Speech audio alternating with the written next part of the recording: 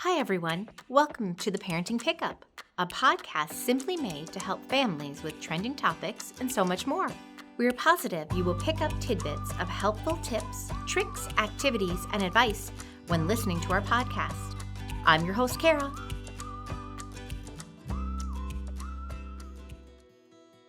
We're excited to have Thuba Nguyen join us today. Thuba is an early childhood education advocate and teacher who is passionate about celebrating cultural diversity and multiculturalism, and she's also an author. Welcome, Thuba. Hi, thank you so much for having me here today. I'm so excited to share this space with you. We are so excited to have you here today. So tell us a little bit about yourself. Yes, so I am an early childhood education specialist and newly published children's book author.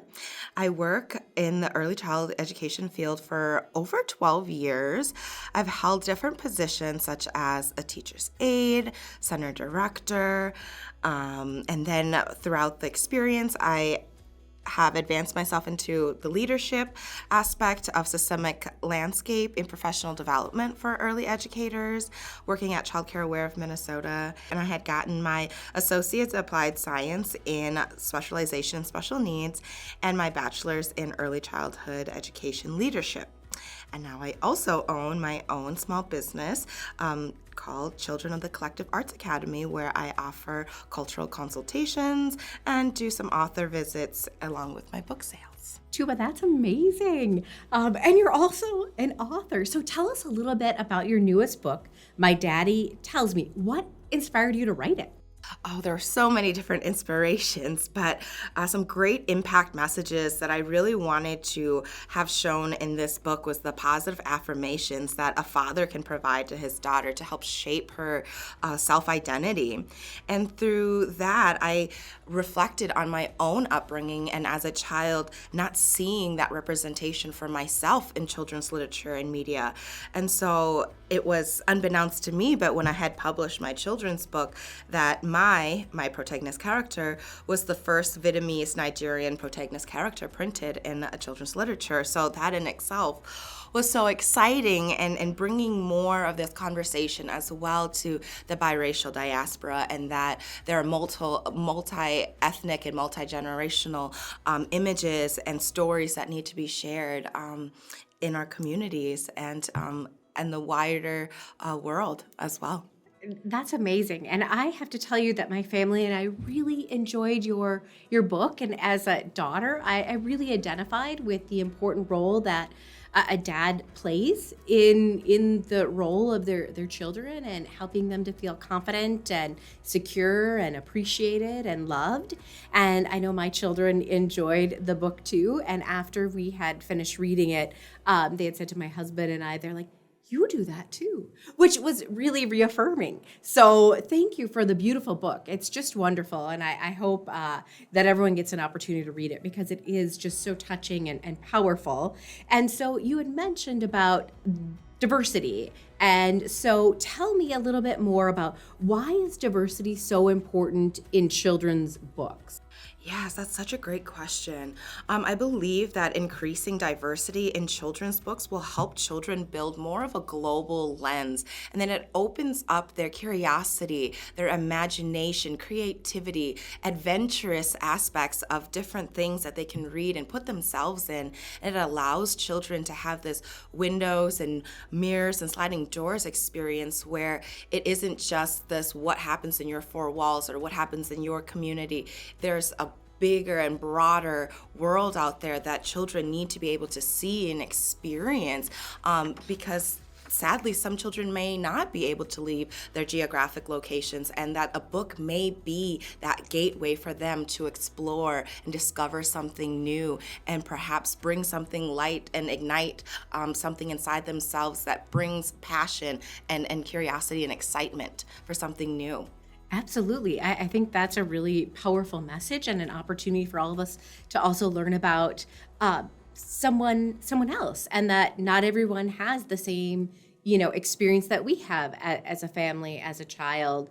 And I think your comment about seeing someone who looks like you in a book, that's really important for children to be able to see someone who looks like them, that makes sense, that they can understand and relate to. And then also the reverse is seeing people different from them too.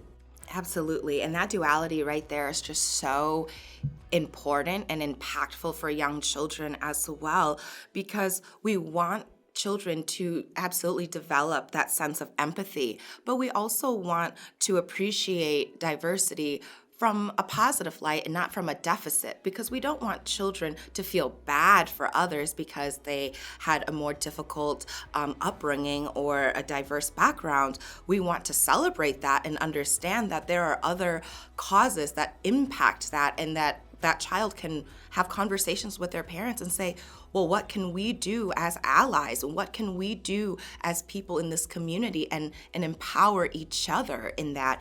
And that's what's so important, to have such diversity and such diverse stories out there to share for children and everyone to know, because along the way in publication and history, sometimes it gets a little bit erased, and sometimes some stories are not shared because they don't feed into a specific narrative or agenda, and that's really hard to then decipher what information or what stories are meant to be shared.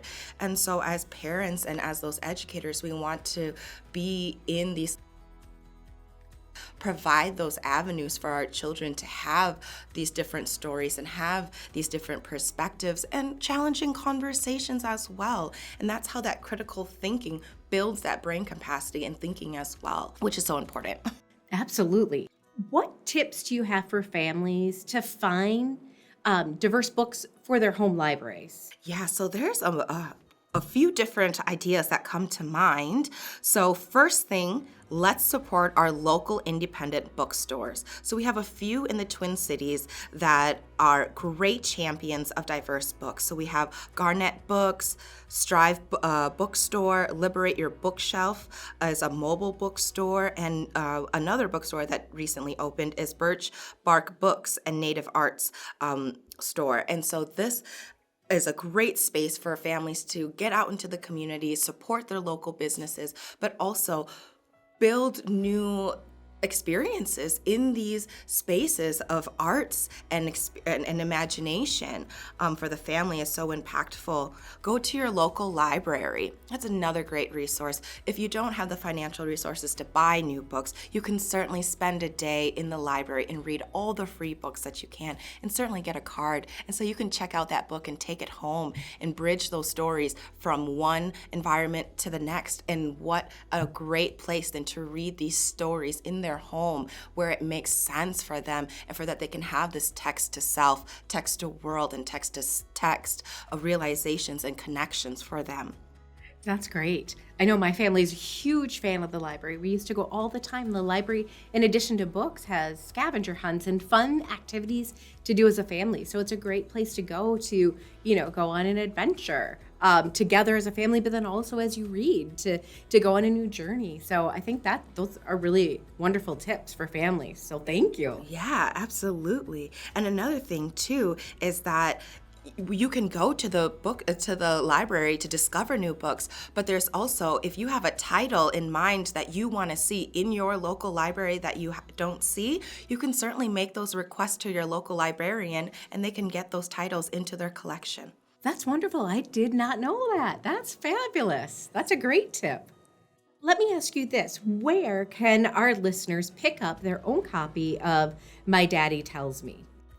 I would love to have community support in celebrating my book. Individuals can go to my website at mnchildrensbookauthor.com to purchase the book. If they'd like to have an in-person experience to buy my book, it is also available at the Midtown Global Market inside of the Art Shop, and that's located on 920 East Lake Street, Minneapolis. Oh, perfect. That's great. So we've come kind of to the part in our podcast where we have families and that sent in questions for us. So I'd like to go over a few questions that families submitted for you to tell us a little bit more about based on your wonderful background.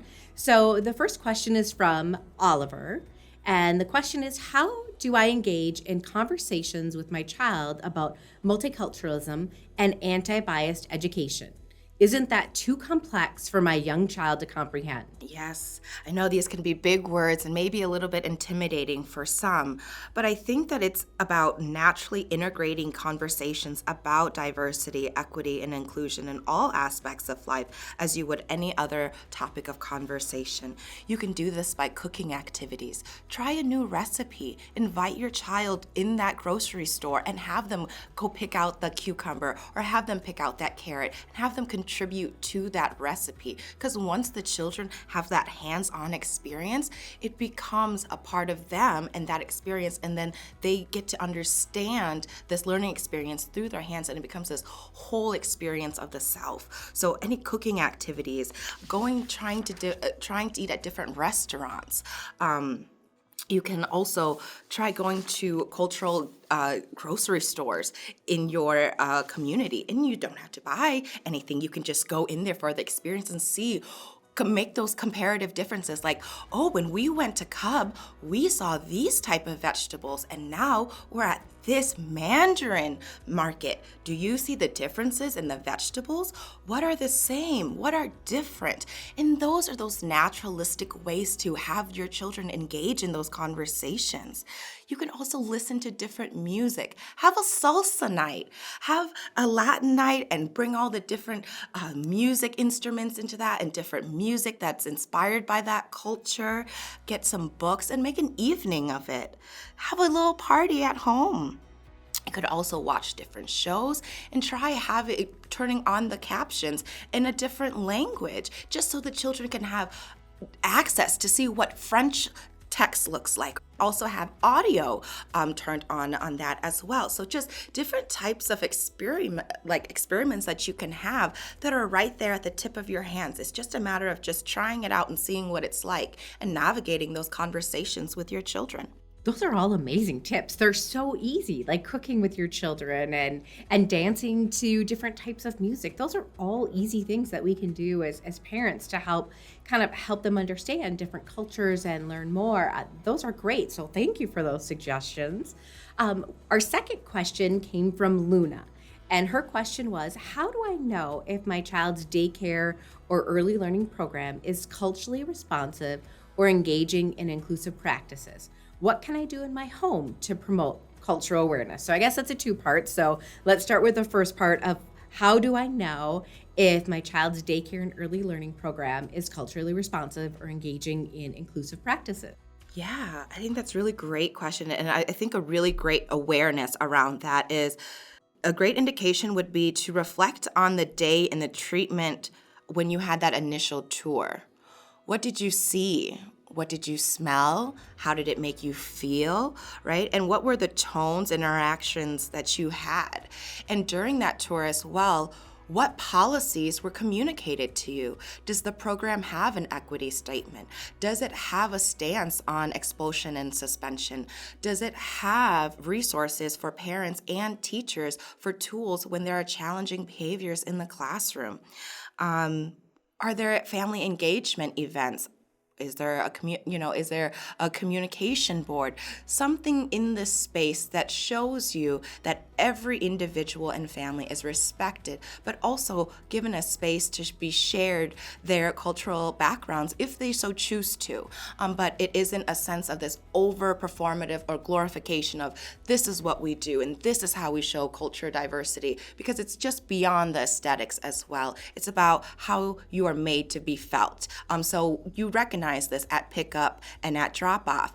Who are the families that are getting spoken most to, and who are not? And what are those languages like?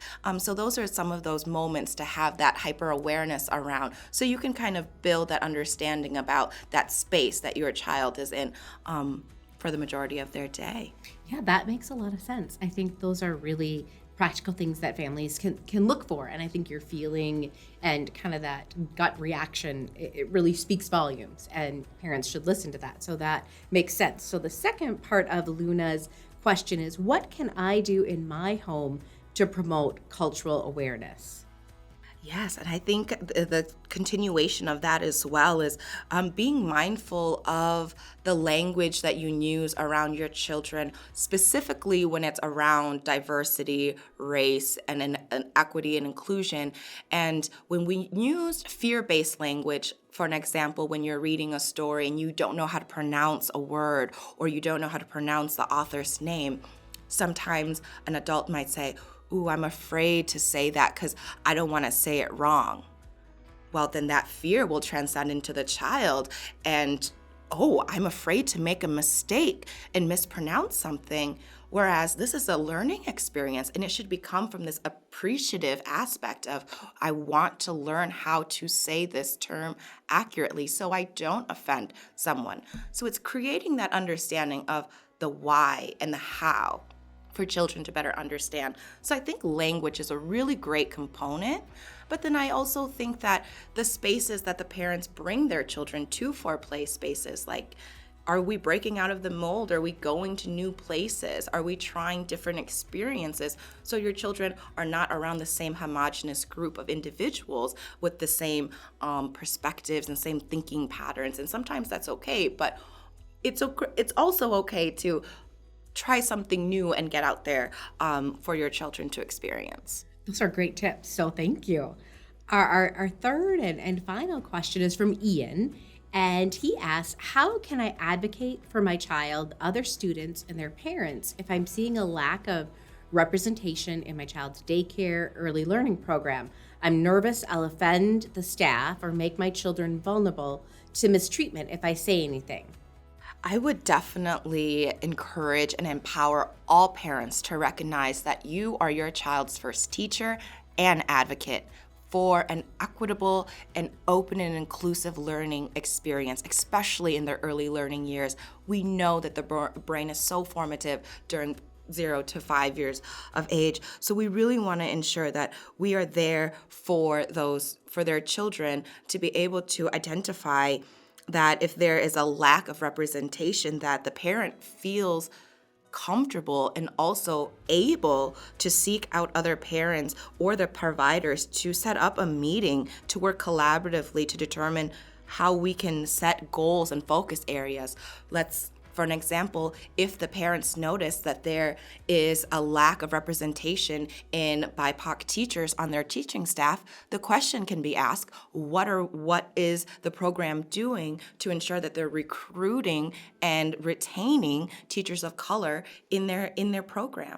And if there's a lack of representation because of a lack of diversity in that geographical space, then the conversation can be increased to, what are we doing as a program then and as a community to ensure that we're still providing a level of allyship and support for the greater community at large and not just what's here directly in front of us. But even then, there are diversity among families and structures and challenges that they're going through as well. So have those conversations among yourselves in that community. I think coordinating with parents and the community members in that space should take initiative as well to ask the staff and administration, what does it look like to diversify the books? What will funding look like for professional development for the teachers? What can families and communities do to uplift program field trips to historical landscapes or museums, public libraries, different public access areas for children to be able to go to and expand their understanding of the world around them? Sure. And I think that open and honest communication is really the key to success in any type of challenges or suggestions for improvement. That's the best way to go about kind of taking that action. So I think that's lovely advice for families. Well, Thuba, thank you so very much for your time today. I really appreciate it. Thank you so much for having me, and it was a blast being able to join you today and talk about my story and my book, and I hope that individuals will be able to find my website and make a purchase. Absolutely. If you would like more information on how to buy Tuba's book or need access to other resources mentioned, please head to our website. And thank you, everyone, for listening. If you have any questions regarding today's episodes, please email us at parentingpickup@nhacademy.net.